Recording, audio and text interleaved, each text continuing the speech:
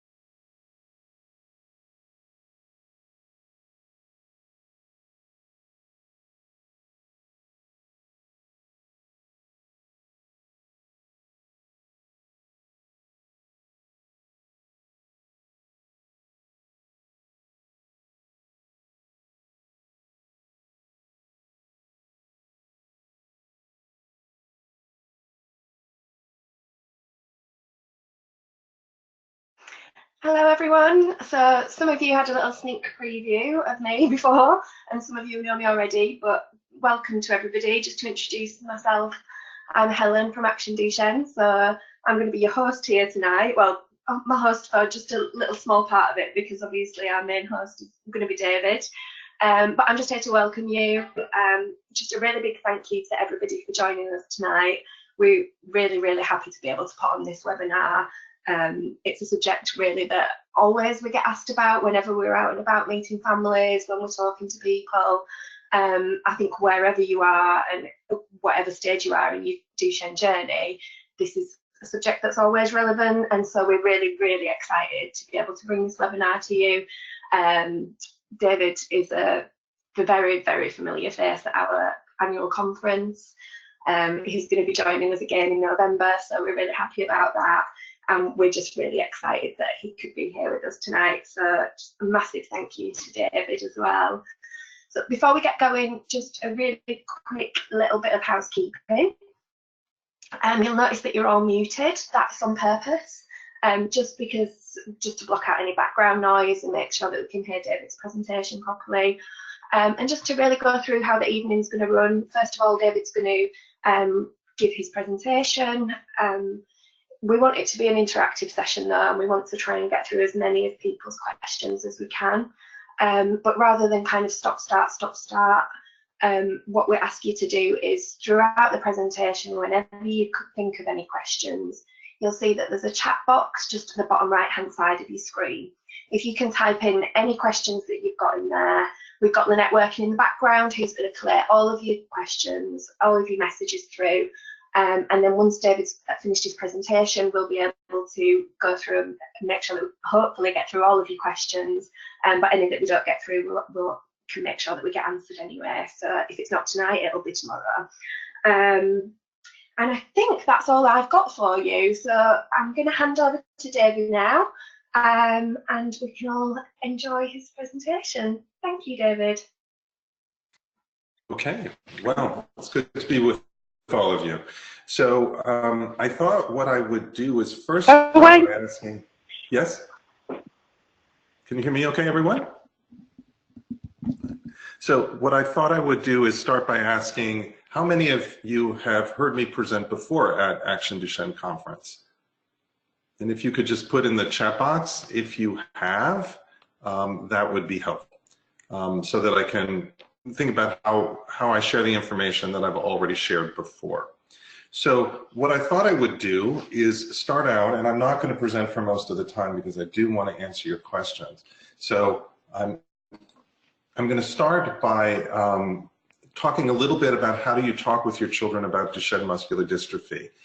So the first part would be, when do you start to inform them? Because I already saw a question about a son who's 3 years old. So we'll talk about that. How do you explain it to them? And then what do you share? So the first part is really going to be about the conversation, children's understanding, and how to explain it to them. Then I'm going to turn to promoting coping and adjustment. So what do you do now to help your child and the rest of your family cope with what you're experiencing? Because explaining it is obviously just the first part. And then I'll just open it up to questions, and that's where we could talk a little bit more about siblings. I actually had a slide on siblings, which I can go over if you'd like, but a lot of what I say will probably be relevant to siblings as well, and then we can take it from there. So I'm looking first to see how many people who had heard me present before, so I haven't seen anybody. I see one so far. Okay, so it's just a couple people who have about half or less. Okay, so then I think it is useful to go over the information that I've presented before, which was my assumption. I also do want to let you know that Action Duchenne had put together a brochure about talking with your children about Duchenne muscular dystrophy that goes over some of this material because I had written that, this booklet, and you can get it off of their website. And if you have questions, let me know, and then we can get you a copy as well.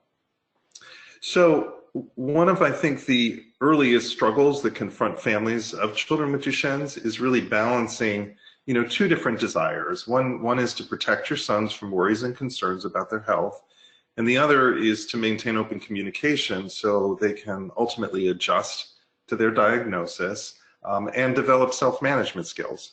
So for them to be able to manage a condition that they have to understand it. And so those are competing interests, and we have to figure out how do you do both of those.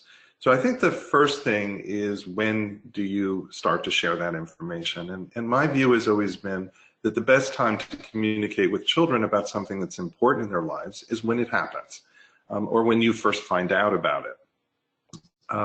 The second best time, if you haven't done that yet, is to talk to them now. And quite honestly, there's no opportunity to do anything in between those two times. And waiting to the future, there's never going to be a better time than now, or when you first found out. So I think that some families initially start by trying to maintain secrecy about this, or delaying the notification until it feels like the right time, but there's never really a good time to find out difficult news about your health. So that time never appears to be there, and you just continue the secrecy. And that secrecy actually creates a burden for families, and they end up investing a lot of their time and their energy. And quite honestly, parents in these situations have very little of either time or energy that's left over. And they spend that time just trying to maintain the secret. And quite honestly, it's usually not successful anyway. And the children will find out inadvertently by overhearing something or figuring something out. And then there's the risk they'll become angry with their parents as well as the healthcare team, and then distrustful of both.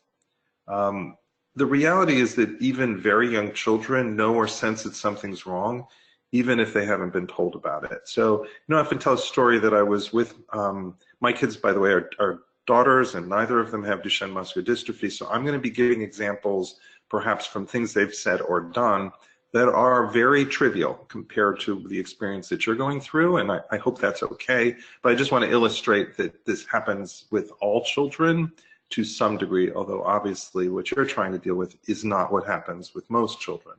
But I remember taking my daughter when she was in about first or second grade. She had failed a screening test for vision in her elementary school, and I took her to an eye doctor. I was not, I wear contact lenses. I knew she would eventually need, there was a high chance she would need them as well. It runs in my family. So this was not a surprise. She was actually looking forward to getting glasses. So, there really was no stress associated with this. She went to an eye doctor who wasn't as familiar with children, or at least young children.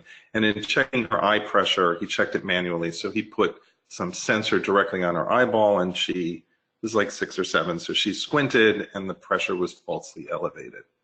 So at the end of the visit, he just asked to speak to me alone, and she was sitting in the waiting room. I think the door was open. And he started to tell me that the pressure was elevated and we needed to go to a glaucoma specialist. And I remember just looking at him saying, I don't think my daughter has glaucoma. Why? I'm a pediatrician myself. I wasn't worried about that.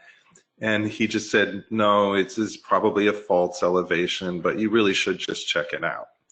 So I didn't even want to bother, but I agreed that I would do that because that's what he asked. And as we were walking out of the clinic, my daughter looked at me and she just said, what is glaucoma? And I tried to explain it to her. And she said, I should have been in the office when that was discussed. You were talking about my body and my health. Why did he exclude me from that? And then she said, I never want to see him again. Now, we didn't go back to him again, and we went to a glaucoma specialist who actually continued her care. She did not have glaucoma, but he still was a regular eye doctor and took on the rest of the care. But the point was that she was right. I was discussing something about her health. She should have been present to be able to ask the questions. She knew that it was important, or felt it was important. And I remember just saying to her, dear, I didn't even know what it was about. I will tell, obviously I will tell you about anything that affects your health. And she looked at me, she goes, no, Dad, I do trust you. I know he brought it up, but I don't want to see him again. So the issue is that when we don't talk to children about things that are important to them, they pick up on that, and they often become resentful of it. It's also the case that sometimes we think children won't understand everything that's happened, so we withhold it, and it just frightens them more. So when September 11th happened, when there was the attack on the World Trade Center, I was actually living in a community that was in close proximity to New York City. In fact, my youngest daughter's friend's mother commuted to the World Trade Center. But the school was a K-4 school, and she was in 4th grade, and they decided not to tell the children anything had happened. So for 6 hours, they hid that information from them. And she found out when she came home after school, and she was told by her older sister when they were home alone. And when I got home, she just looked at me and she said, I knew something was going on because I saw the teachers hugging each other, but I didn't know what it was. And you can imagine that is frightening for children, to know that there's something profoundly wrong and everyone's pretending that nothing happened. And then she looked at me and she said, I will never talk about this in school. And I looked at her and I said, you know, she had a great teacher. It was a good school. I actually went and talked to the teachers the next morning before school so that they could start the conversations in classrooms. But it was too late. And she just said to me, no, this makes them uncomfortable. They obviously don't feel prepared to talk about it. So I will never have this conversation in that school. And she never did for all the, for the remaining years that we lived there. So I think that we have to realize that when we withhold this information to children, they sense that something is wrong, and they do resent when they find out that they've been excluded. Now, I went to visit a muscular dystrophy clinic in a children's hospital in another state. And I was there, they asked me to consult on how they might change the clinic to try and make it more amenable, more of interest to families in the community. So I was in a visit just observing, and all that they were told, the family was told, was, here's a doctor coming from this other hospital, he's here to observe, do you mind if he sits in on the visit? So I sat in on the visit, and it was for a young child. It was his, I think, 2nd visit to the clinic since diagnosis. And at one point, different people came in and out of the room that were part of the team. And finally, there wasn't anyone in the room except the family and me. So the parents just looked at me and they were like, can you tell us who you are and why you're here?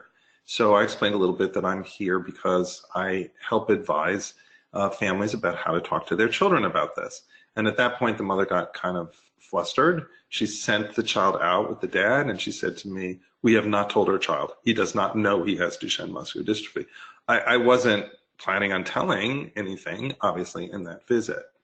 And then I just looked at her and I said, well, I've been observing this clinic visit for about 30 minutes. And you say that your child didn't hear anything, but you actually asked about research in Duchenne muscular dystrophy to the doctor.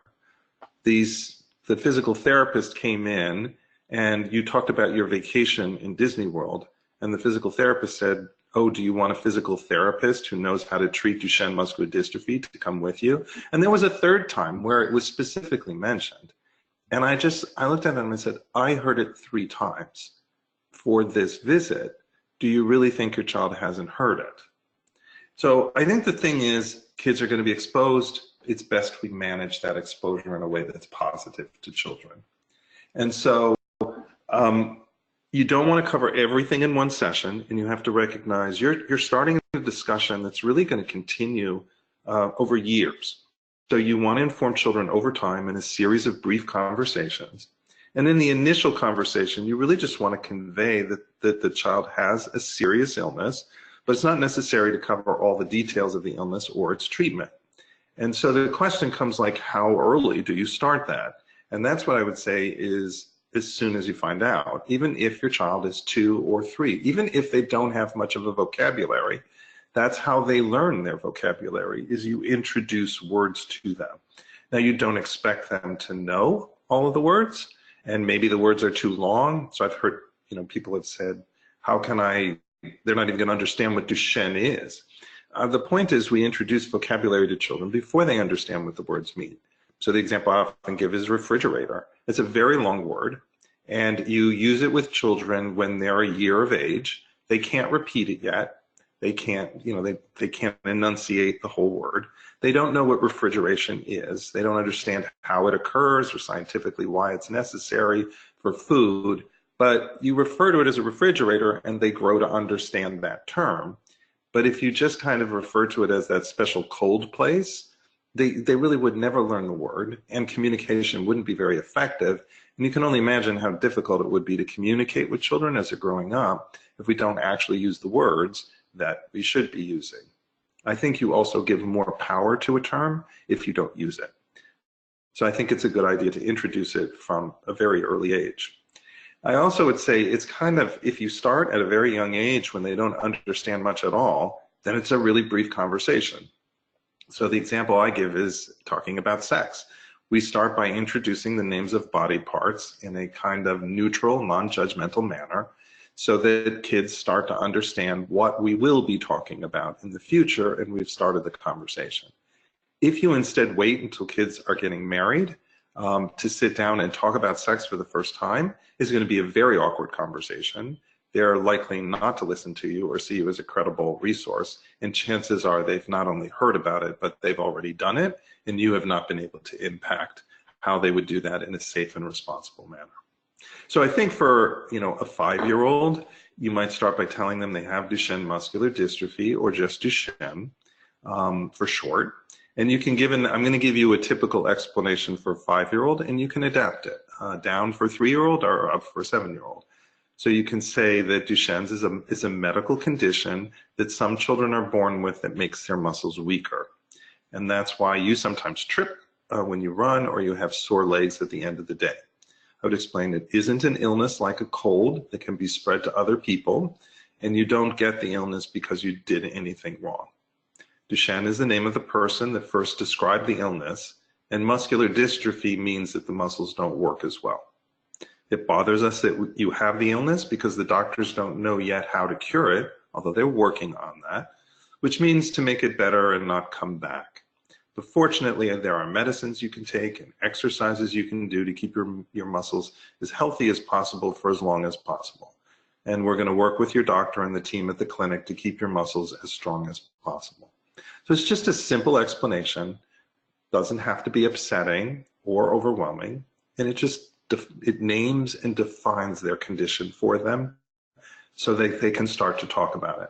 And then I would pause for questions. And again, they may not ask any, but they may ask for clarification about certain points you've made. Don't be surprised if children don't get it all the first time, or if they ask some of the same questions more than once. As time passes and children mature, they actually develop a better understanding of illness in general, and they accumulate more information and experience with Duchenne muscular dystrophy in particular.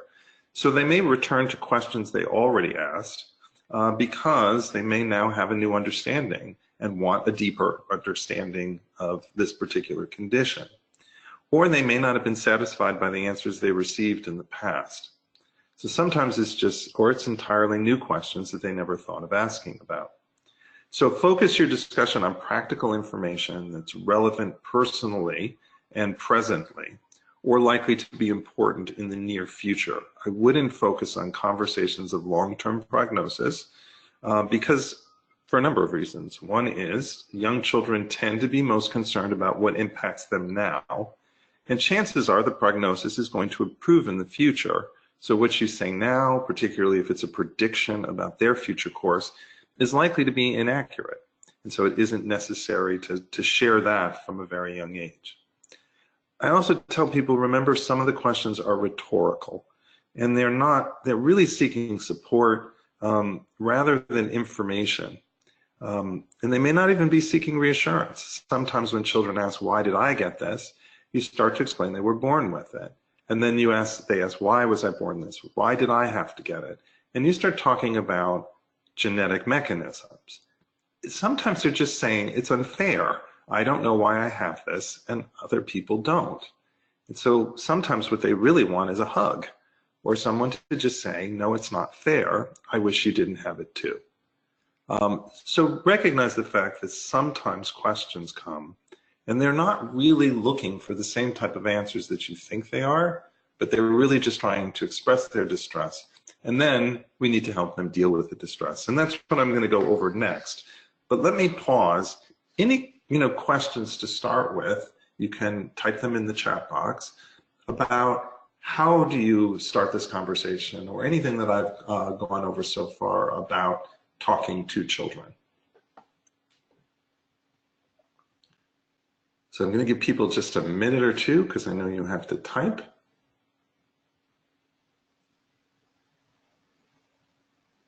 Or you can just say you have no questions and then I'll stop pausing.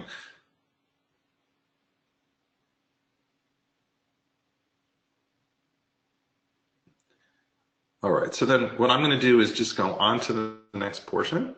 And what I'm going to do is just explore a little bit more about some of the feelings that are associated with the diagnosis. And as I had done in the prior conference, I'm going to just share 10 myths that I've heard kind of told to me by parents, either directly or indirectly, or professionals, that I want to challenge and hopefully get you to think in a different way. Then I'll open it up for some more questions, and if I don't get more questions, then I'll move on to just providing some general advice. So the first observation, or myth I should say, is that my child isn't upset because he doesn't understand his medical condition and its implications. And I would say if children are completely unaware that anything is wrong, that yes, they're unlikely to be upset because they're completely ignorant about it. That would be the ignorance is bliss expression. But I would say rather than being aware, children are much more likely to just be ill-informed. Even infants and toddlers can sense when their parents are upset, and not understanding why they're upset only leads to confusion and anxiety. And it will lead older children, including older siblings, to seek information from alternative sources such as the internet. That is not a good place to learn about this condition. I don't know that it's a good place to learn about most conditions, but certainly not Duchenne muscular dystrophy, because a lot of information on the internet is either inaccurate or out of date. And so the prognosis of Duchenne muscular dystrophy and its treatment has fortunately changed dramatically over the years. And so what children read on the internet, a lot of that information has been there for a long time, or it is being communicated by people who don't recognize that. So I know the question was added about whether kids are going to ask if they're going to die from Duchenne. Let me get back to that, because I do think that that's not generally what kids will ask when they're first informed. As they do learn more about the condition and hear about it and see people's reactions and read about it, perhaps on the internet, particularly when they're older, they will see some information and they may ask. And usually the way I approach that is to say that right now, most people are not cured from this, which means it doesn't go away and never come back. And for individuals who had this, many years ago, there were much less effective treatments.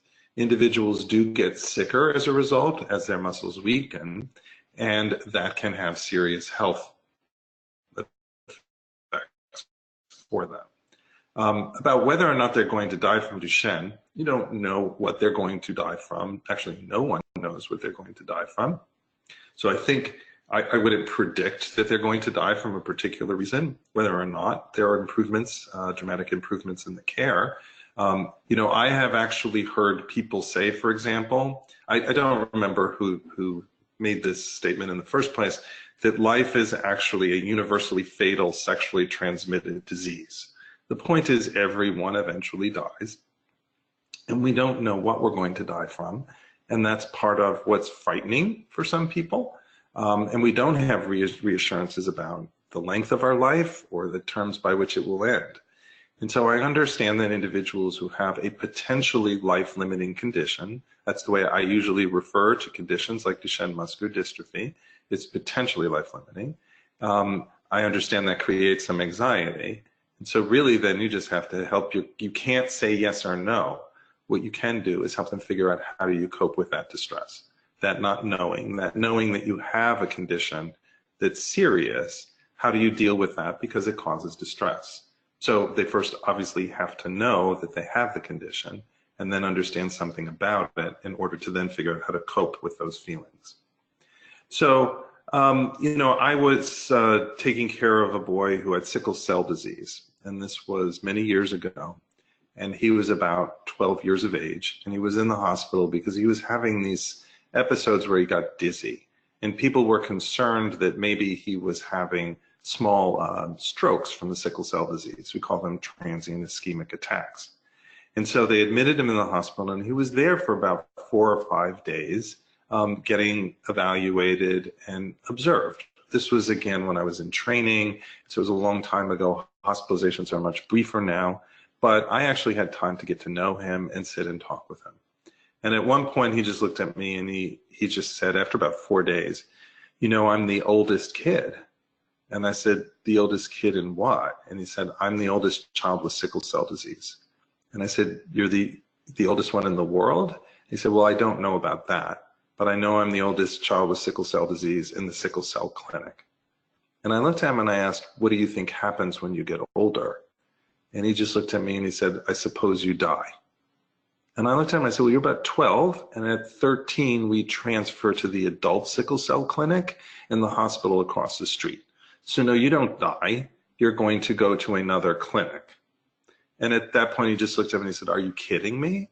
And I introduced him to another patient on the ward who was about 18 or 19. They talked for a few minutes, and that patient also had sickle cell disease. And after they had spoken, he walked up to me and he said, you know what, I'm ready to go home now, I feel better.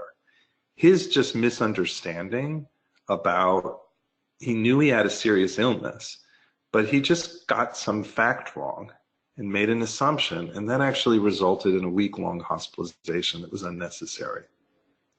So kids do, you know, sense that there's something wrong, and sometimes what they're worried about is actually different and maybe even worse than what we're worried about.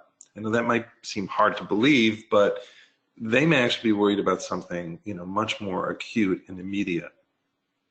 And they will not want to have that conversation continue if they see their parents are overly distressed. I had one family come to meet with me, and they brought their child who was, say, was about 6. He had been recently diagnosed with Duchenne muscular dystrophy. If I recall correctly, the father was a physician. The mother was knew a lot about the condition as well, and they had not told him yet. And they decided they were going to come and they were going to tell him while we were in clinic. So, you know, I walked into the room and both of the parents are there and the child. And I'm trying to figure out how to start the session, because how are we going to talk about telling the child unless I tell the child? So I just said, how do you want to do this? Would you like your child to wait outside so we can talk first for a couple minutes? And they were like, no, we should say everything in front of our child. And I'm trying to figure out how to even start. So I start the conversation, and the mother, you know, starts to look a little distressed, and the dad too. And the boy looks up to me and he just asks, how long is this going to take? And I said, it's an hour session. And so we've just started, so it's another hour. So then I continue the conversation with the parents, and he looks at me and he goes, are we done yet? And I said, well, it's only been 2 minutes, so no, we're not close to an hour yet. It showed on the clock. And then we started to talk in a little bit more detail, and his mother started crying. And at that point, he just looked up and said, are we done with the hour yet? And I said, it's hard to see your mother upset. And he said, I don't want my mother to cry. I want to leave here. And at that point, his mother just said, you know what, why don't you come sit in my lap? We're not leaving. We have a conversation, and we need to include you in that conversation. And then we talked with him and told him about his diagnosis. And so the issue is kids don't look upset, in part because they don't want to show they're upset to parents who are upset. And they pick up very early that on the cue that if you talk about it, it upsets your mom or dad. And if you upset your mom and dad, that's naughty. And so they will not be naughty. And so they will give the illusion that they actually are unaware, even when they are aware and concerned. Because just as I mentioned with my daughter, it's very easy for them to pick up when they make adults uncomfortable, and they will often avoid that. So, you know, I don't actually know how accurate this was, but I was told a story of an adolescent whose parents finally decided to tell him he had Duchenne muscular dystrophy and sat him down for this informing conversation, at which point he just looked at his parents and said, thank you for finally telling me, but could you tell me the exact genetic mutation? I've been emailing an investigator and I want to see if I qualify for a therapeutic trial. And so they were kind of, what I was told was they were shocked that their kid knew a lot more. I don't know if that was exaggerated or really happened that way, but the point is kids do pick up on it. So then the next myth is, if you don't know exactly what to say, somehow it's better to say nothing at all. But I think saying nothing says a lot to children.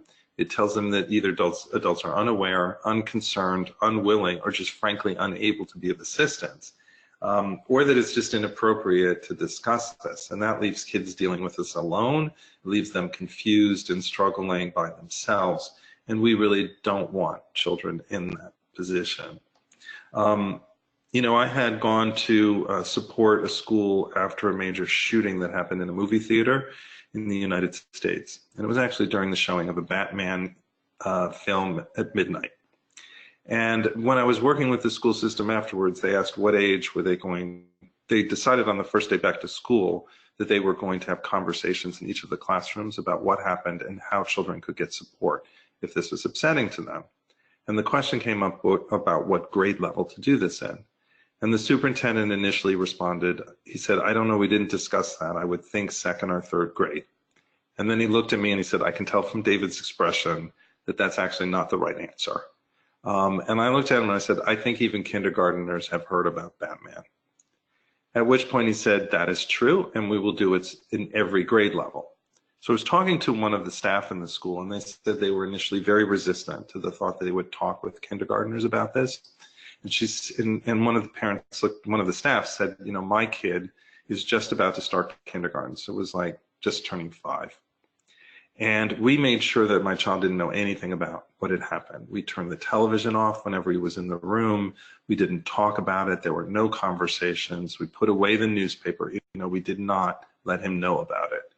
And she said, and then one day, a couple weeks later, we were sitting at dinner and we suggested going to see a Disney film. And he just said, no, we better not do that. There's someone in a movie theater shooting and killing people. And they looked at him and asked him, how did you know that? And he said, someone told me when I went swimming in the pool. So actually, while they were swimming, another child swam over to him and told him.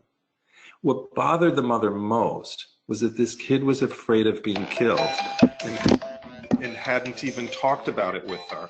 And he hadn't talked with her about it, I would argue, because she had made it quite clear she wasn't going to talk to him. So again, it's that thought that they have to sit with that information. So you want to talk with kids. Then people will say, well, we can talk with them, but talking about his condition will just upset him. And I'll say the discussion isn't really what upsets them. It's the reality about their condition. And it really just invites children to ask questions and share their concerns, and that allows you the opportunity to see the distress and then help them cope with it. And that is distressing to adults to see the distress, but that is actually a good thing because they're going to have the distress and you can then help them with it. So then the next comment is, my son's doing well and I can tell when my child is upset. Or other ways I've heard it stated is, I'd be the first one to know because we're so close. And as I've already mentioned, children will withhold complaints about how they feel emotionally because of concerns that somehow it makes them abnormal, or they want to protect their parents or other adults who are visibly upset. And children with potentially serious medical conditions often perceive that it's their task to provide emotional support to their parents and other adults, and they'll join in this kind of mutual pretense where they don't know about the seriousness, but they do. And so that conspiracy of silence just isolates children from available supports and leaves them alone to deal with their fears. So the next kind of myth is that children are resilient and therefore they don't need assistance and they're just going to bounce back. And it's true that many children have a remarkable capacity to adjust to even very difficult challenges, such as dealing with a chronic medical condition, especially when it's the only reality they've had. But resilience is not an all or nothing phenomenon. And partial coping doesn't guarantee that complete adjustment is going to follow automatically. And coping and adjustment are accelerated by ongoing support and assistance, so we need to provide that.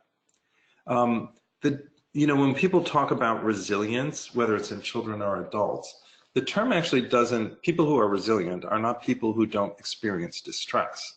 Resiliency is merely the capacity to cope with the distress without external support. It doesn't mean you experience less distress. So even people who are able to cope with the distress should still accept the support and assistance from friends, family, and peers. It's the same for adults too. Just because, I was talking with a parent in clinic yesterday about her kid's diagnosis and prognosis from another condition. And she just said, well, I have to be strong for my kid. I have to be able to tolerate this. And I just said, yes, you do need to be strong, but it doesn't mean you can't ask for and receive help on how to be stronger. So I think it's, you just kind of need to be able to understand that in order to become resilient, you have to help them learn how to cope with their distress. And I know I've been talking about, I'm trying to watch the comments too, that some of this is around the prognosis for the condition, but it may also be that really what they're distressed about is that they can't jump when they're young, or they're not able to, they're having deterioration in their mobility, despite the fact that they're doing everything that you ask them to do. They're doing the exercises, they're taking the medications, even when they don't like either of them. And they can't understand why it's unfair that they still have problems. And that's, again, why you have to help children understand that this is something they were born with. It's not because of something that they did wrong. And it can get worse over time.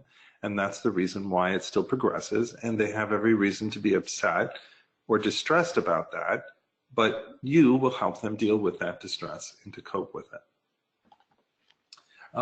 So the next comment is, I need to reassure my child there's no reason to be worried.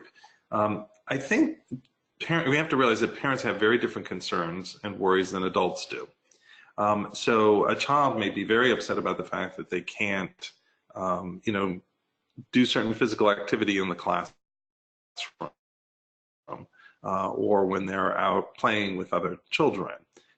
They may not be as worried about the long-term prognosis of their condition or other health effects of it. So it's really that we have to ask the kids, what are you worried about? What concerns you? What bothers you?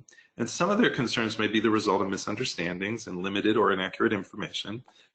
The same way that I, mentioned this child who was afraid he was going to die because he was 12. And you really want to find out what they're worried about and concerned. And some of them you can correct because they have unrealistic concerns. But they may have and are likely to have very realistic concerns. So you want to avoid telling children that they shouldn't be worried or concerned when something worrisome or concerning is happening. And so what you want them to do is you have to allow them to have their feelings. And if they feel worried, they're worried. You can clarify why you wouldn't be as concerned.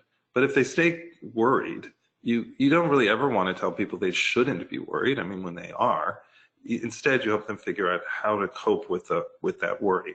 And I saw a question about guilt, and I'm trying to think if I have that later on. But let me just address that now, because I had mentioned that they feel badly. When children and adults feel badly, they will often assume that they did something bad. And particularly for young children, they have a lot of what we call magical thinking, where they think their thoughts and feelings and what they've done and haven't done create things in the world that are outside their control. So that magical thinking allows them to feel much more powerful than they are. And we encourage that in children because otherwise they would feel somewhat helpless. And so that is, the magical thinking is a way to cope with the environment that is unpredictable to them. The problem is that when something bad happens, they also feel intensely responsible. And the guilt that comes from that may be completely out of proportion to the reality. And so helping children understand that thoughts and feelings and what you did, the fact that you kicked someone the other day is not the reason why they have this problem. And so you can help them with some of understanding why things occur, and that's why giving it a name and explaining the reason behind it makes it less likely they'll feel it's their responsibility. But I do want to also say that adults do the same thing. And then when something very difficult has happened, they do wonder how they were responsible. I've spoken to many parents of kids with Duchenne muscular dystrophy, and they feel guilty that they have passed this on to their child. Now, in the vast majority of situations, and I actually can't think of one to the contrary, the parents didn't know they were doing that. You know, they didn't make a conscious decision to decide to have a child when they were a known carrier for Duchenne muscular dystrophy, and then have a child who did have Duchenne's. In all the situations I've been involved with, they unwittingly transmitted this genetically and found out afterwards, and they still feel intensely responsible. There seems to be this phenomenon that occurs, not only in children, but also in adults, that people will adopt the illusion of control rather than feel particularly vulnerable. The reasoning behind this is that individuals would rather feel responsible for what happened because they can then convince themselves if they don't make the same mistake again, it won't occur, rather than to acknowledge they had no way of predicting this and it wasn't their responsibility, because that means something else difficult can happen and they have no control over it. So it isn't necessarily just about the genetic transmission. Parents may tell themselves that somehow they were unworthy, and because they weren't faithful enough in their religion, or they weren't good enough as people. And so if they can say to themselves, if only I'm a better person, God would not allow this to happen again. And so I think the thing is that people feel guilty for a wide range of reasons. And so guilt is a difficult reaction. It does not actually help with coping, as you would imagine. And so often what I turn to with people who still feel guilty, even when there is no logical reason for it, is to allow them to own that guilt and then ask them what it's going to take before they forgive themselves. What are you going to do? You know, I can say, I don't think you're responsible for this, but I know you feel that way. And if you feel that way, let's work with that. What are you going to do to forgive yourself? And so sometimes, pointing out the lack of intentionality and the fact that there are other things they can do now to try and help their child and their family may allow them to start to forgive themselves. But I think first recognizing and naming the guilt is a first step in trying to cope with it. So then the next is, I can't be of assistance to my son if I'm still struggling myself, so I need to wait until I'm okay with the diagnosis. So I get that a lot too in disaster and crisis work in general. And often what I hear is this, it's just like on airplanes when the mask descends, you're supposed to place it first on your child. I'm sorry, you're supposed to first place it on yourself and then place it on your child. The sense that you have to take care of the adult first before you can take care of the child. And that is, of course, for practical reasons, because if there's not enough oxygen and you're at a high enough altitude, that if you place it on the child first, you may pass out and your child's not going to be able to put it on you. But what that also means is that if you place it on yourself first, you've got to place it on your child pretty soon afterwards.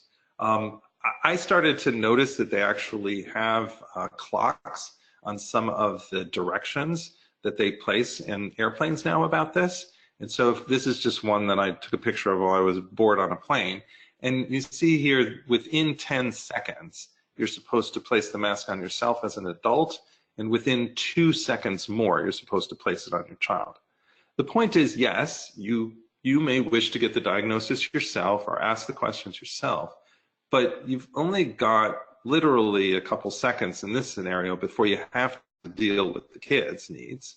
And I would say even in the emotional issues related to a diagnosis and treatment and change in prognosis, that you have to get pretty quickly to the child, even if not immediately. So that kind of metaphor about the masks doesn't mean you can just wait until the kid's 25. You have to start doing it, so talking to them much earlier than that. Then parents will tell me, I don't know how to help my child deal with something. This is way too upsetting. I've never figured out how to do that. And so, I try and point out that parents have a long history with their children. Even if they're only 5, they have 5 years, typically, unless they've adopted. But, you know, often they have a long and extended history with their children. And they know what they've tried in the past and what's worked and hasn't worked to comfort them when they're upset or in distress. So a good place to start is just using the same strategies and approaches that you used before. And then you can seek suggestions from others about other supports. But you don't have to wait. You can start with what you believe will already work. Then I hear, you know, it's most important just to have quality time with my children, and talking about or thinking about something that's unpleasant isn't quality time. And I find many parents either feel it is important to find time to have enjoyable experiences with children and your whole family, but quality time doesn't mean avoiding important things like education. So you have to help your child understand and take increasing responsibility for the illness management and make sure they learn to respect and understand the limits and responsibilities that they have. So then people will say, you know, I need to treat every day as if it were his only day. And I find, you know, a number of parents and other adults either feel cheated by, you know, the potential loss of extended time with their son, or guilty that they're not able to guarantee that their son will have a long, healthy, and happy life. And if you try to make every day count enough to somehow compensate for the possibility of having fewer days in the future, there's a good chance you're going to be disappointed. I think you want to make every day count and try to make the most of every day because you want to enjoy the present time, irrespective of the past or the future. Then I think, yes, you can make each day count more. But if you treat it as somehow, you know, so you treat every day as a gift versus treating today as compensation for something owed.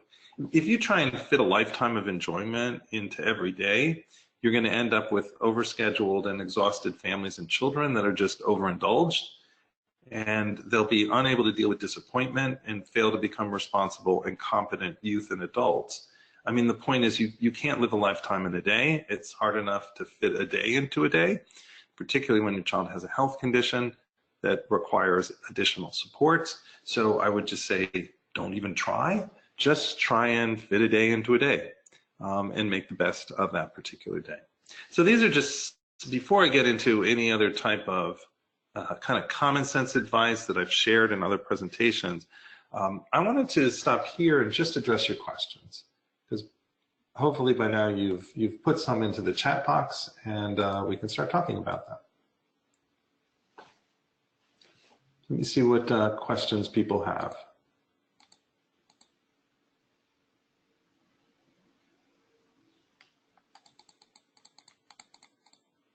Okay, so one question had to do with questions that come up at bedtime, and how do you deal with it at bedtime? In my experience, difficult questions usually come up in about 3 different times.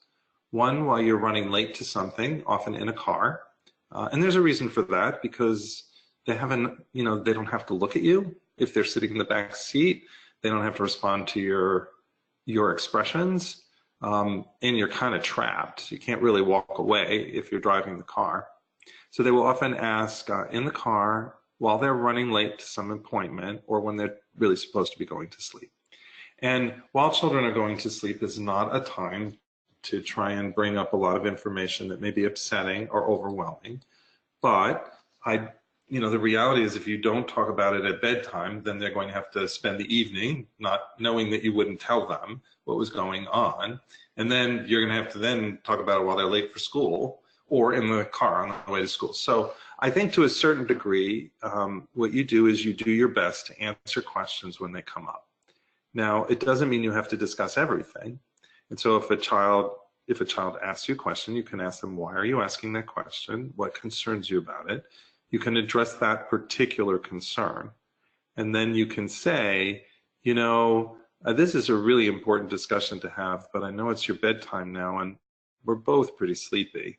And I want to make sure I'm really paying attention to your questions well and answering them and not rushing.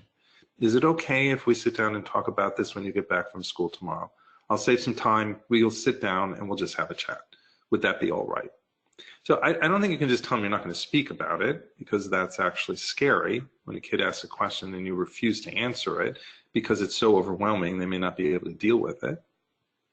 But I think you can start to figure out what it is, and to be quite honest, then you've got the night to figure out how you're going to talk about it, or maybe to do a little research, or to talk with a spouse, or someone else about, this was the question that came up. What's the best way I can answer it? I don't think it's a question about whether or not you should answer it. It's just a question about figuring it out a little bit better and giving yourself a little time. So I would start by asking them why they're asking, answer what you can briefly, and then ask them if it's okay to wait and talk about it later. So other questions. Then there was another question about how to speak to children, I guess, when their mobility worsens and they're not going to be able to use a wheel, they're not going to be able to ambulate themselves. And so I think part of that is, they need to understand as their condition, if it is worsening, explain what that means, and then let them know that when they're not able to walk on their own, fortunately we have other ways so that you can get around. It's not as good as being able to walk on your own, but it will give you more energy. It will be less tiring. It may allow you to do things that right now you're not able to do. I wouldn't try and present it as that this is a great treat, but that rather it is the reality of their condition, and that they're going to be given other mechanisms, such as a wheelchair, that will help them get around in ways that they may be finding it difficult to get around now. And if I wouldn't present it as just a rosy picture. It is a disappointment.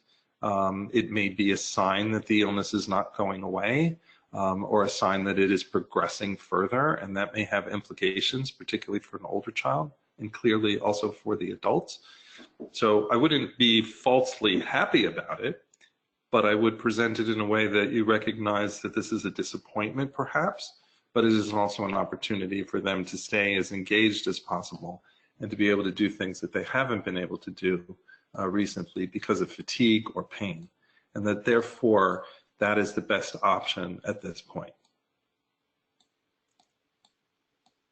So I'm looking through the questions. Were there other questions that people had that I haven't answered yet?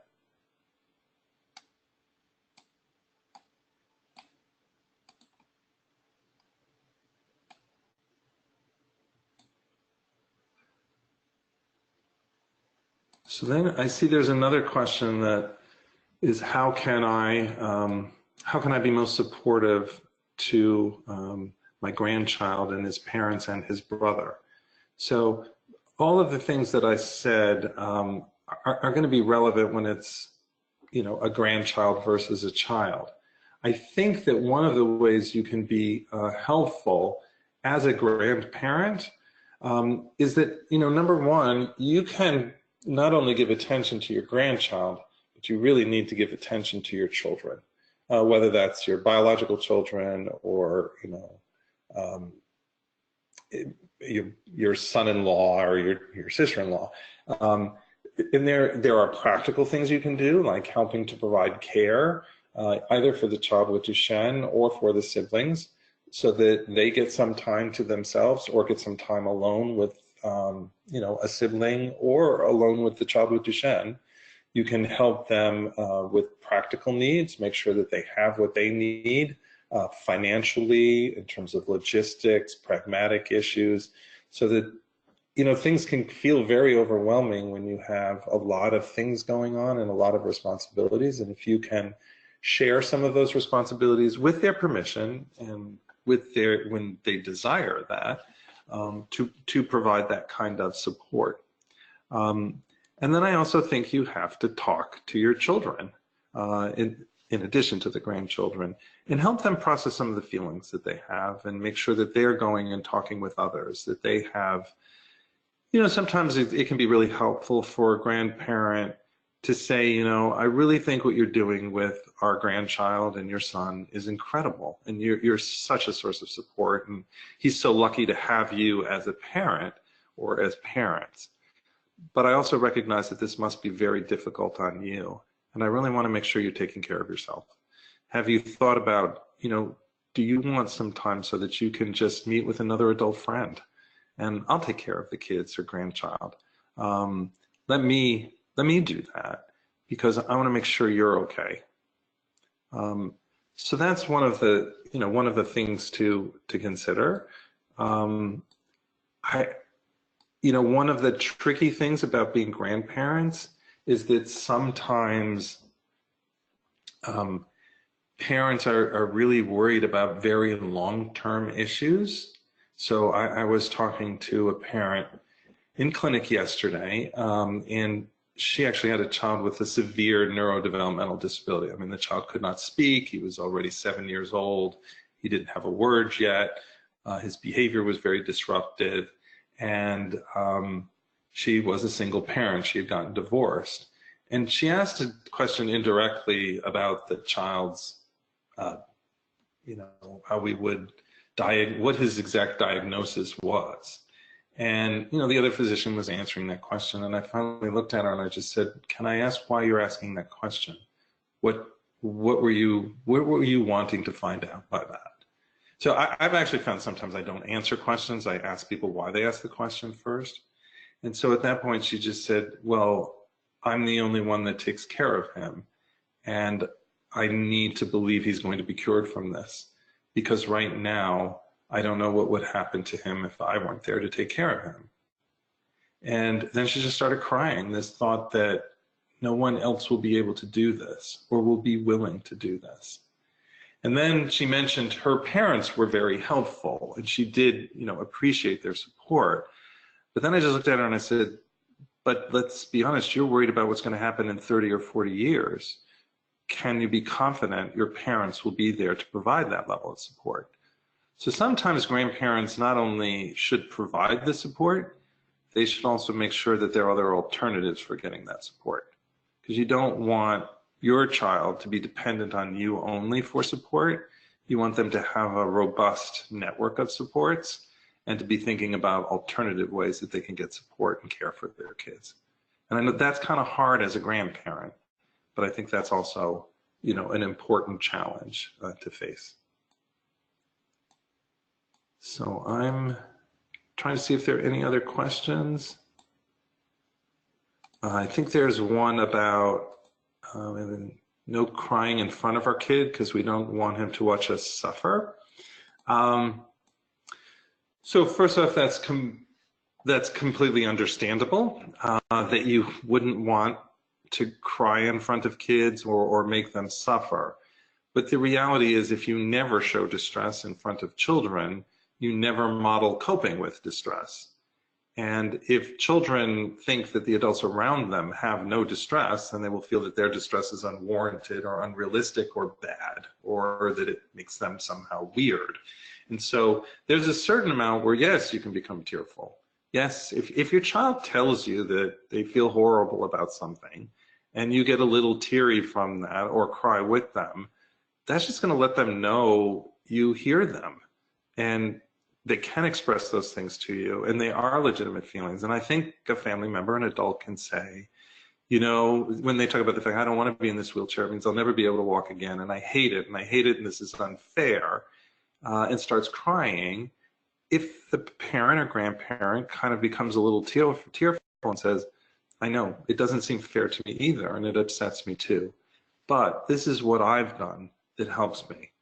I talked to your mom, or I talk to my sister about this. And I find when I talk about my feelings, it helps me a little bit more. Or I do, and start sharing some of the coping strategies that you use, because we really can't expect kids to learn how to cope if we never show them coping. And quite frankly, we can't show them coping if we never suggest that we're ever frustrated, angry, sad, etc. And then there was a question about transitioning to high school and feeling different, frustrated, and angry, and a decline in mobility. And so I think that you discuss transitions with kids and you ask them what they are excited about, because they may very well be excited about going to high school, and what do they worry about, or what do they have concerns about, or what are some of the challenges that they expect. Sometimes it's just helping kids understand what to say and how to present it. And it, you know, I remember hearing one of the parents tell me that her child they were in a store and they were using some motorized wheelchair that I think was provided by the store, generally for those who were elderly. And one of the customers made a comment to the child suggesting that they shouldn't play with the wheelchair and that it was inappropriate and it's really left for people who need it. And the child was kind of taken aback and didn't know exactly what to say. So the parents made up a business card that the child could hand to someone in that situation that says, you've just met someone with Duchenne muscular dystrophy, here's how you can find out more information, and you can also donate at that site. So they just kind of empowered the kid to be a positive messenger about their condition. And so I think that if kids are going to be around other children that are going to, for the first time, learn about the condition that they have, and it becomes very visible because of either how they appear physically or because they're in a wheelchair that's motorized, you want to help them figure out what they would say and how they would say it. And they may very well want discussions with students in the school beforehand or when they arrive, with or without them present, that helps them understand a little bit more about the condition so that they don't have to keep approaching the child for some very basic information. And then I would rehearse what you would say, you know, kind of like, what would you say if somebody asked? And then they come up with an answer that feels comfortable to them and they don't feel as caught off guard by it. All right, and I'm looking for, okay, so I see that there were more questions that were added. I'm looking for that. There was a question about older siblings. So let me talk a little bit about siblings. Siblings do care about their sibling, and they will often feel very protective and have, you know, ambivalent feeling. Them, you know, to have everything that they have and to be successful, but they may also resent the attention given to the child with Duchenne, or resent that they don't even have the illness, but it has so much impacted their life. And so you do want to include them in both understanding what's occurred, make sure that they have permission, and not just permission, but that you encourage them to have their own childhood. Their whole childhood cannot be spent just taking care of their sibling. And I think you have to be really careful about what you say to older siblings. Sometimes they're very well-intentioned. You may say things like, you know, usually like an older son. This is often the case that the mother might say if, you know, she might say things like, you know, now that, you know, your brother has gotten so much older, I wouldn't even be able to lift him myself. If it weren't for you, I wouldn't even be able to get him out of bed in the morning and into the wheelchair. And children may interpret that as, if they're not there, their child will not be able to get into the wheelchair. I mean, they'll take it very literally. And then that's very hard for an older sibling to go to college or, you know, embark on a career that's outside of the home, because they may feel that the parent couldn't do it without them. And so I think you always have to kind of have that balance where you say, thank you so much for watching your brother while I went out to run this errand. That's really helpful. Thank you. I do, though, want you to still realize that I can run these chores, you know, if ever I ask to run a chore and it is an inconvenient time for you, please let me know. There are alternatives. I may just have to hire someone or ask someone else to do this. And then you have to kind of do that some of the time so that the child knows that they're contributing in a positive way, but they are one option, not the only option. Because otherwise it can become a real burden to kids. And so there are times where you have to tell kids that the child who does not have the condition, that they're still equally important, and that if there's something that really is important to them, like a concert or a sports event or, you know, some activity, that they need to let you know how important that is so that you can also make sure they have their needs met, that it's not all going to be about the child who has Duchenne muscular dystrophy. And I think the child with Duchenne muscular dystrophy needs to know that as well. And I think that that's, you know, it can be hard to balance everything, but I think you do have to try and aim to achieve that balance. So I'm trying to see if I'm looking to see if there are more questions.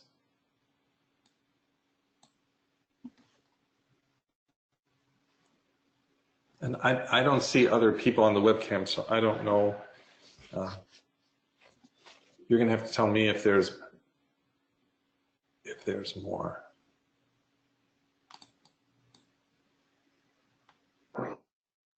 I'm just going to jump in, David, just because there's just one thing that we've not quite covered at this stage, which is how to react to other young children talking around age 3 to 5 years old who are approaching the mum and asking why her 3-year-old can't talk and run or jump. Sorry, I've just presumed that's mum then. It could have been dad, sorry. Right. So young children coming up to the parent to say, why can't your little child run and jump? Run and jump. Would start that explanation with your own child at 3 to 5. You say that he was born with Duchenne muscular dystrophy. It's not something you can catch from him. Children tend to believe things are contagious. They overgeneralize from what they know about illness, and usually at young ages they think about the common cold or the flu. And so they will presume that if you have something, it can be spread to someone else. So I do think you need to reassure children that they can play with the child, and the child appreciates that, and you're not at any risk by doing that. And then you just explain their muscles don't work as well, and so because they were born with this weakness in their muscles, and they're getting treatment to try and make it better, but it isn't something that we can cure at this point.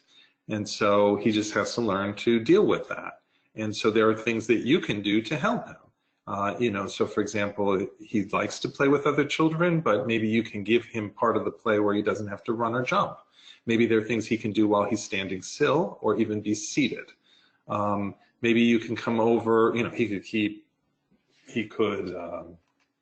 can find ways that kids can engage in games that doesn't require them to play in the same way as the other children. And I think increasingly today, children understand accommodations. There's a lot more diversity in regular education classroom settings. And sometimes kids who actually have some form of disability or difference are still very well valued because they're liked. Now, I think what becomes more difficult is we've spent all the time talking about kind of the things which are most clearly related to Duchenne muscular dystrophy, related to muscles and mobility. But dystrophin is also in the central nervous system, in the brain, and it does have effects on some of their behavior. And so they may act less mature, they may be more anxious, they may be a little bit more impulsive or inattentive. And as a result of that, they may have behaviors which don't seem directly related to the Duchenne muscular dystrophy, but they may also be behaviors which interfere with peer relationships or make children, if your friend is anxious or your friend is impulsive and doesn't listen to the rules, or if they have problems with learning and get frustrated, it makes it harder to be a very good friend with them.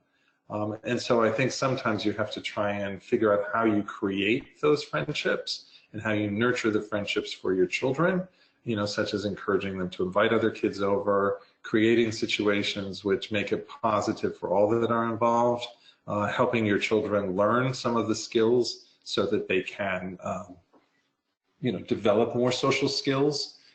So we've talked about really the kind of the neuromuscular part and the physical disability part. But what I would say is probably even more tricky is when kids have these other issues, which are, common in Duchenne muscular dystrophy. And those issues may impact their social interactions, their self-esteem, their sense of what they're able to do, their happiness. It quite honestly, even more than sometimes the earlier motor problems. And so I think they deserve their own attention, and whether that's through counseling, social skills groups, or conscious attention as a parent to try and facilitate adjustment to those parts as well. So then there was a question about advocating at school and clubs about how to talk to the child with Duchenne. So I think that, you know, I still remember having one kid come to see me. He was from out of state. They had traveled some distance by plane to come to the visit. And they were in a different time zone. And while we were talking, the kid was, I think, probably about 7. And the children in his class hadn't been told that he had Duchenne's muscular dystrophy. And his mother wanted to come in and talk to the class. And the kid was like, no, nobody else's mother comes in. That'll just be weird. So then, you know, I said, well, what about if your teacher talks to them? And he said, my teacher doesn't know anything about Duchenne. Why would that happen? That would be weird. And I said, well, what about a doctor or a nurse from the clinic? And he was like, no, nobody else's doctor comes in. And I said, well, what if your mother talked to your teacher and your teacher then talked to the class? Which, you know, it sounds like a very obvious solution to this. And he just looked at us and he goes, oh, that would work. And he was like, we got to do that. So I was like, okay, you know, your mother will do that. And no, he looks at me and he goes, no, I mean now. You have to get on the phone now and call my teacher right now and tell her what she needs to know so she can do this. And I'm like, you're in a different time zone. They're not in, you know, like I can't reach her now, it's too late. He's like, no, it's got to happen now. I mean, he was just so excited that they had finally reached a solution. So some of this is, you know, you problem solve with your kids. You know, you don't want that. Okay, what about this? But I do think that schools, they want to know what to say, but they're just like the rest of us. If they don't know what to say, they don't say anything. They're afraid they're going to say the wrong thing, that they're going to say something that's confidential, that they're going to embarrass the child, upset the child, you know, open a can of worms. There's all these reasons they don't do it. And most of those reasons can be overcome, at least in part, through open communication. You can provide them written information. So the booklet that I showed you at the beginning, you can share it with them. There's a book on understanding Duchenne muscular dystrophy that I know that there's a lot of other very useful information for educators and schools. So share some of the information with them. They'll want to know more. They may be a little overwhelmed by it at first, but if you let them know how they can be helpful and that it's really important to you and your child, most of the time they'll really want to do that. And so you just need to give them the information and the advice. So I know the other question was about a 12-year-old at school, that the kids were, you know, making comments about them being disabled. This is where, again, children may have questions about other people's problems and issues, and they will tease children to get information when they don't know a more constructive way of getting that information. So the example, I do a lot of work in bereavement, and we find that, you know, maybe, I think it was like 1 out of 4 children will report that they've gotten really very harsh teasing when they're grieving about the death that's occurred. And that's because kids aren't going to walk up to children and say, you know, I always worried about someone I care about dying. I understand your mother died in a car accident. Could you tell me what that feels like to you? Because I'd like to better know how I might react in a similar situation. I mean, they don't do that. I mean, sometimes they do, but younger children don't. And they tend to just go up and tease them and say, you know, your mommy died. And sometimes it's because they really don't know what else to say. And I think when we give children some credit, we acknowledge that they have a right and a need and a desire to understand important things in their life, and we present it in ways that they can comprehend and that are appropriate to them, they generally are quite grateful for that, and they will then use that information and then take that information to help other children. I mean, a lot of my work has been in some very difficult areas. I wrote and evaluated a curriculum on HIV and AIDS, starting in kindergarten. I did a curriculum on cancer education. You know, I've worked with kids around very difficult topics, and they really want to learn it. And they just appreciate that people are finally talking to them about things that they've heard about and haven't understood. So I think part, you just have to recognize that people sometimes tease because they don't know how else to ask the question. Then the question came up about, should you describe their muscles as poorly muscles? I think I personally, I think it would be a good idea to explain that the muscles don't work as well because you have Duchenne muscular dystrophy. If you just say it's poor muscles, I think some children are going to interpret that as they need more money. If you just say that they're bad muscles, they're going to think they misbehaved. I mean, I actually just think that unclear language is unclear, and most of the time unclear language doesn't promote adjustment. It just leads to more confusion. Now, if you say it's Duchenne muscular dystrophy, and that means the muscles work poorly, and then you can keep then referring to it as, your muscles work poorly. That's fine. I think you just have to make sure that they have the understanding. I'm not saying that every time you have to use the term, but I think if you simply say that when they say, why am I in a wheelchair? Because you have poor muscles, they're going to be like, I don't understand how that helps them really understand. And if their muscles are poor, why do they have to do stretching exercises? I mean, there's no logic then. If they're poor, give them more money, or they're just bad, and there's no logical reason why you should even bother to do the things which are uncomfortable and time consuming. So I do think that, explanations that are accurate lead to more accurate management, and kids are more likely to comply with doing things if they understand the reason why they're being asked to do it. If they're just being told to do it and they don't understand why, some kids will comply with that, particularly the compliant children, but it may ultimately mean that they don't do it when it's left up to them, like when they go off to college, or they resent it at other times, or they feel they're just doing it because they're told to do it, and if they really, really have something else that's important, then they won't do it. And, and they may resist and be angry, and I think that can get confusing.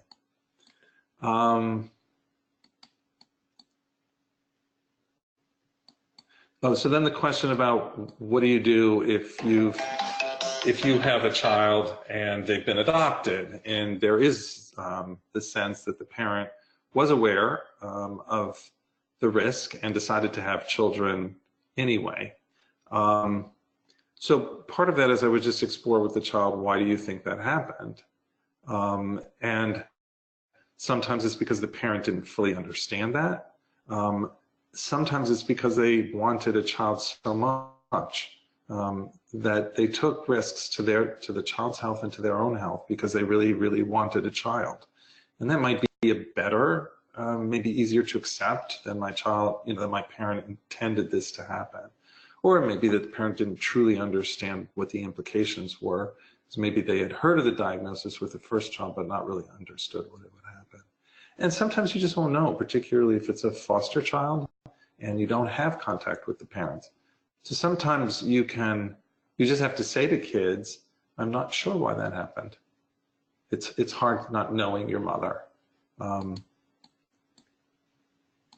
So then I'm looking for other things.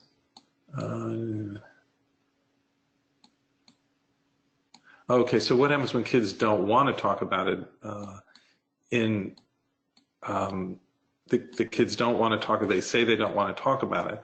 So to a certain degree, you invite children to talk, and but you have to wait for them to accept the invitation. And there may be moments where they say, I don't really want to talk about it right now, or I don't want to talk about it anymore. And I think that, but if that continues for an extended period of time and they're older and you think they should understand more and know about the name of their, of their condition, then I think you can say, well, you don't have to talk to me about it. I wish you would, but I will respect that you don't. Can we talk about who you will discuss it with? And it may be that you want their doctor to discuss it with them, you want their nurse, you want someone else who's another relative, and accept the fact that sometimes your children don't want to talk with you, not because they don't care about you, but actually because they do care about you, and they know it's uncomfortable for you, and they don't want to do something that's uncomfortable. They don't want to do that to someone they love. And so, you can talk about them. And, I remember at one point, I had come home after work, and one of my daughters was looking sad, and I asked her, what's up? And she said, well, I'm depressed. And I looked at her and I said, well, dear, you're not depressed. And she just looked at me and said, how do you know I'm not depressed? And I said, well, you know what, I guess I don't know. I guess what I really meant was I wouldn't want you to be depressed. And then she said, well, I wouldn't want to be depressed either. But the only way you can help me with my depression is if you discuss it with me. And if it's going to make you too uncomfortable, then we won't do that. And I just said, no, you're right. I made a mistake. And we started to talk. And she was just upset about a conversation she had had with a friend. And she looked at me and she said, well, I'm not clinically depressed.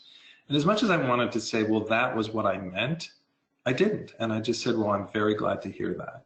But if you ever were depressed, I really would want to know about it. So we both learned something today. I hope you realize that even if it makes me uncomfortable, it would make me more uncomfortable if I wasn't available to help you. So even if I might look a little uncomfortable, I want you to push past that, because deep down, I really did want to help you with these things, particularly when they're really important. So I think, you know, you can have conversations with your kids, but particularly for some kids, they're not particularly verbal about it, or it's safer or easier to talk to someone else. And the most important, I think, as a parent, is making sure they get the support. It's not necessarily making sure you provide every bit of it, because over time, other people are going to have to share in that. And so I saw the comment that poorly means ill or unwell. I would just tell you that we call this literal misinterpretations, that words that mean one thing, which that's their intended meaning, children may actually confuse them. So I've seen, you know, a number of situations. There's a lot of literal misinterpretations that kids have. And so you just need to make sure that even though you intended to mean one thing, and generally it is accepted that way, kids still will get them confused. So here's a question about a 9-year-old with Duchenne as well as autism and ADHD, and he gets emotional when talking about his autism.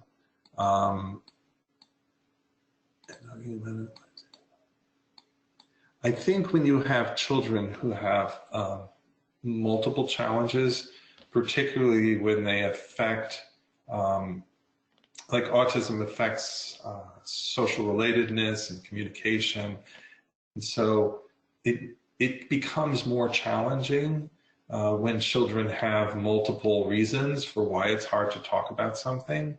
And I think in those situations, it's a really good idea to bring someone in to talk either directly with the child or just to consult with you. Because you can say, well, I would normally do it this way, but because of this, it's challenging.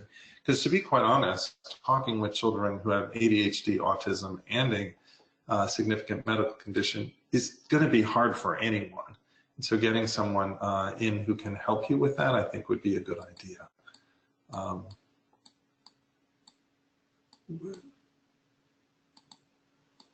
I'm trying to, I think I've gotten all the questions. Were there any other questions that people still had?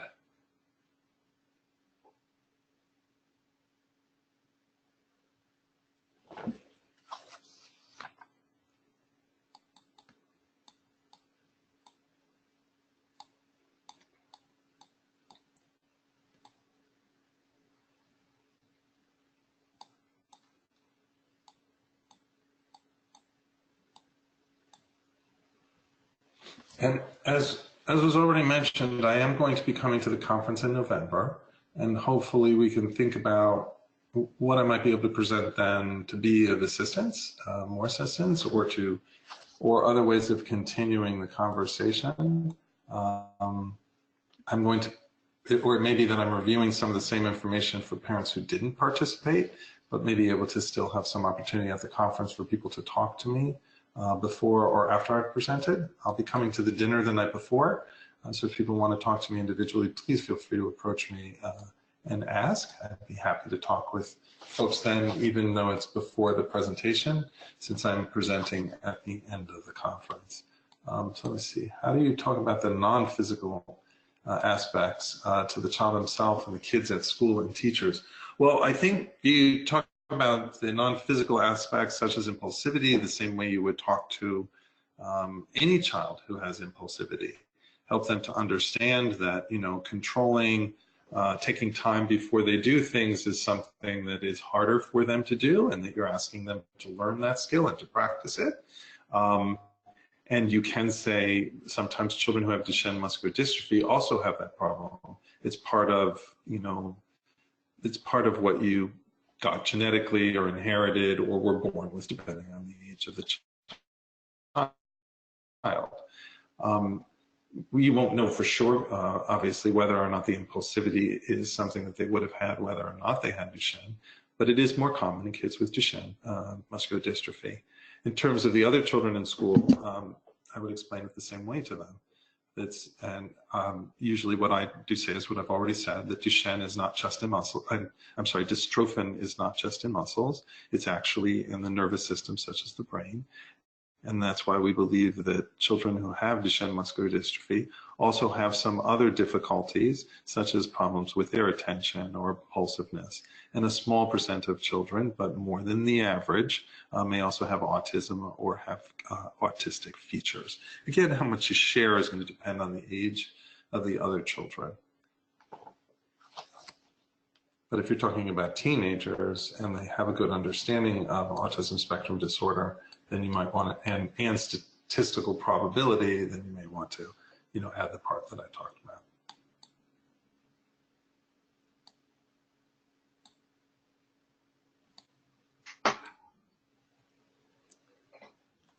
Have I answered most of the people's questions at this point? Yeah, I think we've just got one more.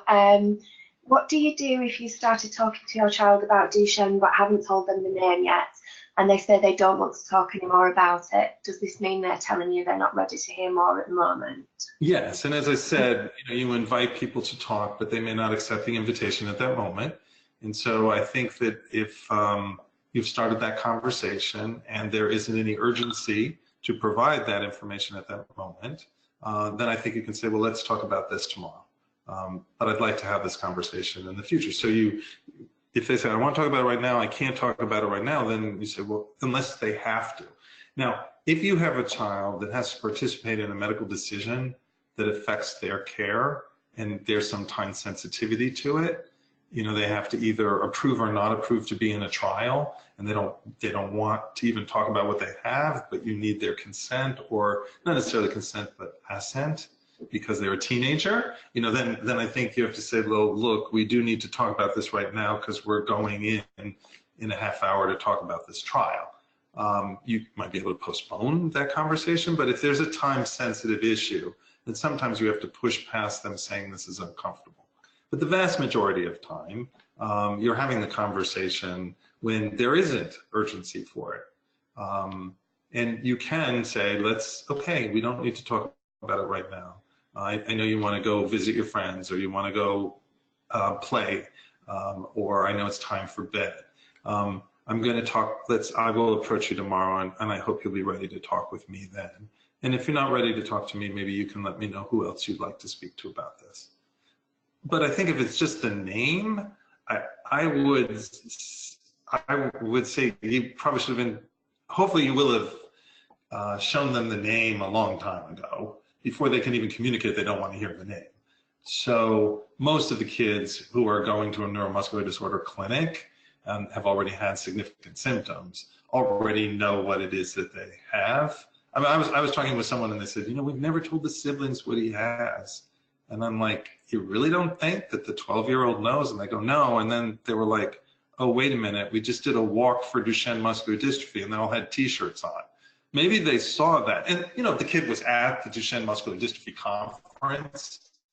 They were at Action Duchenne. And I'm like, you don't think they look up at the slides? Like, and they're with other kids in wheelchairs that have Duchenne. Like, there was a certain amount where they're like, okay, yeah, they know. And so it's a certain amount. It's, I'm not going to name it because if I name it, it's horrible. But then that not ever saying the name gives so much more power to the name that, Duchenne's not, I'm kind of neutral on the name. I have nothing, there's nothing wrong about that word. And so it's really just the condition that's the issue. So if they understand the condition, then the name itself isn't a horrible thing. And not knowing what's going on and knowing that you're losing mobility or having these problems is, that's what's really upsetting the kids. So then the question came, how do you, the name, he's smart and articulate and kind and empathic to others, so I think he'll be devastated when he knows the full extent. How do you keep them happy, content for as long as possible? Well, I think you keep kids, first off, kids who are empathic and kind and articulate and smart, use all of those strengths to help them cope. And they don't lose their intelligence, they don't lose their kindness, they don't lose their empathy when they get a diagnosis. They use those strengths to deal with it and to get the support and assistance from others. And I think that children who are smart and articulate and observant probably already know a lot more than people think. And so it's just kind of, what I would say is, you have kids who you should expect will live a long time. It's not really all about preserving 2 years of childhood. It's about maximizing the quality of their entire life. And so you really need to start them on that process as early as possible and build the relationship, which is built on trust and openness and communication with you. Because once you stop communicating with kids, they stop communicating with you. And that sometimes is hard to repair a couple years later. So, it's not necessarily that they have to know the word Duchenne. I don't mean that, but they do have to have an understanding of their condition. And, when I've talked with kids about this, particularly I remember talking to one sibling, no one had ever talked to her about her kid's condition. So she actually met alone with me. I asked her, do you want to meet with me while you're here with your brother? And she was like, yes. And she had some questions. She had already gone on the internet. Her parents said she didn't know what was going on. She had already looked it up. She got content off the internet that was terrifying for her because it was based on what the prognosis was 20 years ago. And so she really didn't understand what the risk was for her particular child, her brother. And so I remember asking her what advice, and I said, I've not done this before where I've asked to meet with the sibling alone. And what would be your advice? And she said, my advice was this should have happened 2 years ago. That's my advice. And she just, she was stuck holding on to this information. So then what I tell kids is, I don't think you should be looking on the internet for information about your condition. What you find on the internet is based on outdated information and its generalizations. The prognosis that's going to be on the internet of what happens when you're 20 is based on treatment that was started 20 years ago. We have a different prognosis now, and we have different treatments, very significantly different treatments. And we expect and hope that they will change markedly over this child's lifetime. So what I say is, if you really want to know how your brother or you are going to do, you should be asking your parents and your medical team. They are in the best position to know how you are likely to do, even though they can't predict the future. But they can tell you best. If you do look on the internet, and I would advise against it, I suggest you go, who are you going to talk to when you find that information? Because people will do it. I mean, you can tell people not to do it, but if you're 12 years old and you are scared and you want to know something and people aren't talking to you about it, you'll go look. And so I tell people, don't go there. It's just not a good idea. But if you do, who do you then turn to get more accurate information and help figure out the context of how it applies to you or your family? But I think the best way to get a happy and content child is to help them deal with the challenges that they have, so that then they can become and remain happy.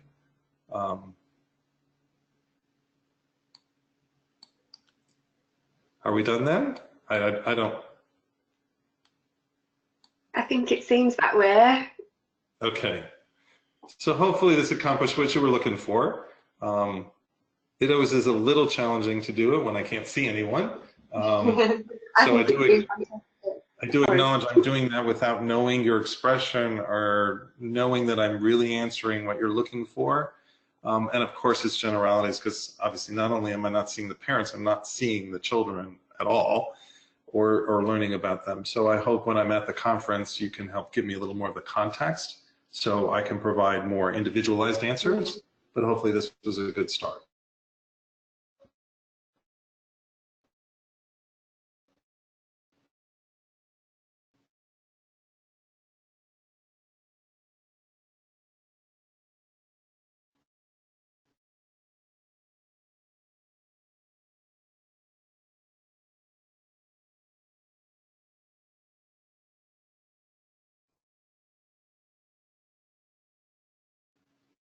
Yeah, no, really insightful after seeing you, David, and hearing more. And I remember a few years ago you were raffle ticket extraordinaire at the dinner, David. But yeah, oh, just I guess old question. Oh, sorry, what you said didn't quite come through. There was some technical issue. Sorry, I was just saying. I remember very vividly a few years ago at the conference that you were one of our top raffle ticket sellers. We look forward to seeing you again at the dinner. Oh yes, I will be at the dinner. I'm coming in time for the dinner, so I will see you there. That didn't. Excellent. And just really from everybody, I'm sure, definitely from all of us at Action Duchenne, just a really massive thank you for tonight, and thank you for everything coming to all of our conferences and all the help and support you give our community. It's definitely more, I can't think of a word better than helpful, but if there's one that I'm not thinking of, that's it. I actually am, you know, what your families are doing and what your organization is doing is incredible. And so it's really meaningful for me to be able to contribute to that, because, you know, I can give very general advice that sounds good. Hopefully it sounds good. But the reality is to really do this every day with your own child is really hard. And so I actually see the great things you're doing. I'm just trying to summarize them to share them with others. So thanks so much for letting me. And I look forward to seeing everyone in November. We will. Bye-bye. Thank you.